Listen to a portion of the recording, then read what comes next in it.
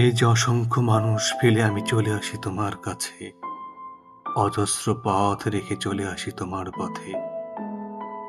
এই যে জগতের সব প্রাপ্তি উপেক্ষা করেও আমি অপেক্ষায় থাকি তোমার। তুমি কি তা বুঝতে পারো? এই যে জলের মতন আমার বুকেও ছলাৎ ছলাৎ শব্দ হয়, এই যে মেঘের মতো আমার বুকেও বিষাদ জমে, এই যে বৃষ্টির মতো আমার চোখেও কান্না হয়, তুমি কি তা বুঝতে পারো?